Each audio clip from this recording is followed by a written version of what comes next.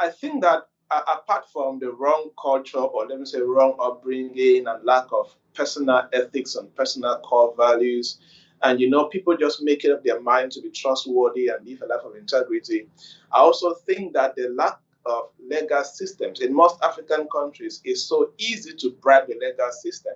It's so easy to bribe off a policeman. It's so easy to bribe off the court, the judge, a lawyer, and all of that. In most African countries, we have strong men and women. We don't have strong institutions. We don't have strong systems. So there are people above the law. Anybody in Africa, as long as you have the money, can become above the law.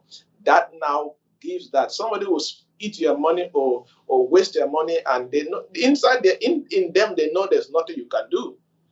If you take them to the court, they can use your money and still bribe up the lawyer, and there's nothing you will do, or bribe up the judge. There's nothing actually you will do. They say so. As long as we have systems that people are stronger than those systems, or money is more valuable than those systems, we'll keep having issues like this. So one of the things that will also liberate Africa is when we get to the place where we have strong institutions instead of strong men.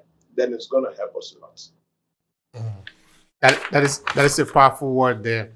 Uh, at one time, I was saying, I don't know if it were an article that I've written, or I don't. It was not a book, certainly. That in Africa we no longer need strong men. We need strong system. We need strong people. Not one man that is richer than the entire country. Yes. He's not going to. What if that man happened to be a bad man? Exactly. We're in trouble. I think sometime, I don't remember which year, I think it was 2010. Uh, a woman, what is her name? Dabisa Moyo, that is the name of the woman. Is an economist. She had worked with the Goldman Sachs and other important institution in the United States within the area of finance. Yeah. She wrote an interesting book. The book was titled "How the West Was Lost."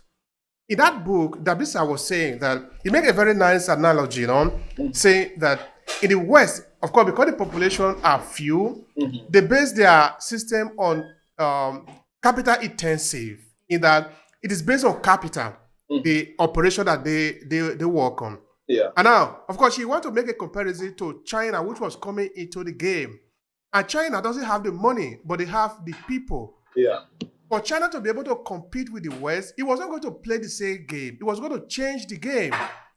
Yeah. Instead of capital intensive, they went on labor intensive. They decided to work on the people instead of the money. Exactly. And the calculation at the end of the day, mathematically, is that a lot of people in China have begin to have money, little money, but a lot of people. Yeah. Whereas in some other place, few people have a lot of money, but very few of them.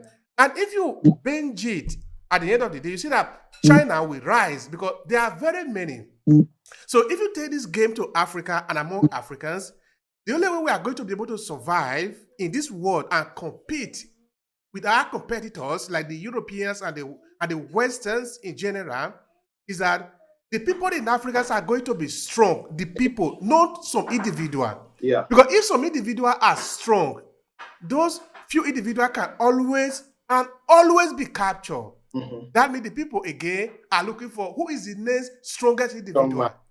It cannot work. It's a system that cannot work. All right. This takes me to a question that I have for you. What role does mindset has in business? Help me understand that. Any human being you see doing incredible stuff, there is a certain dimension of mindset that they command. And it is difficult for you to achieve anything above the quality of your mindset and your belief system.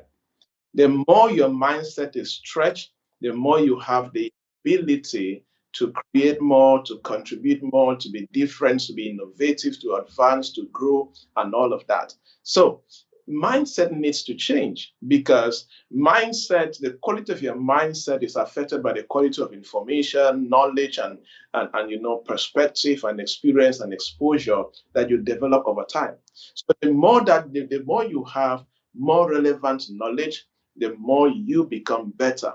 The more you become more skillful, the more you become better. The more you are more exposed at how things work, how the society works, the more you become better.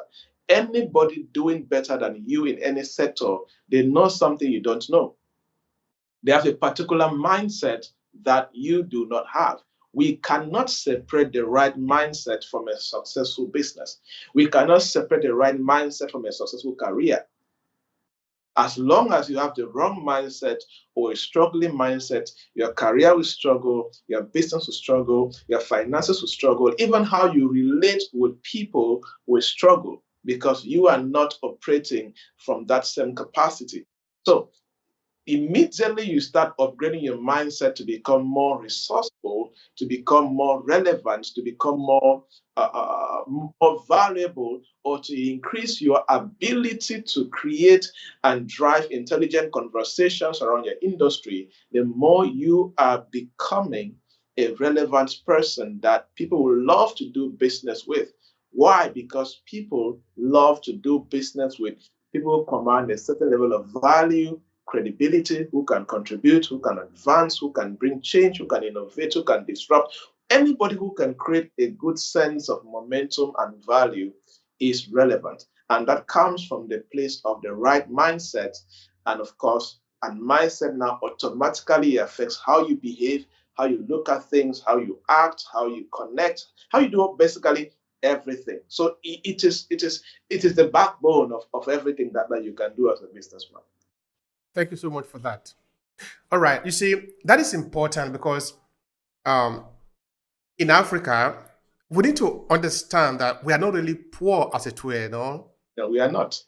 We are not poor, but we have poor mentality. Mm. We have poor mindset. Yeah. And that leads to us, you that is living close to the water, dying of thirst. Mm-hmm. That you are dying, you don't have water to drink, but right around you is water.